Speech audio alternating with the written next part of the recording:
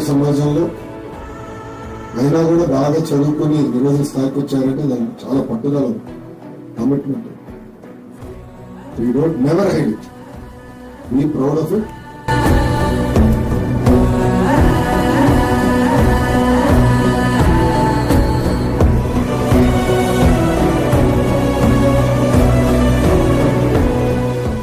ఇప్పుడు 2007లో మా బాబు బర్త్ డేట్ అండి.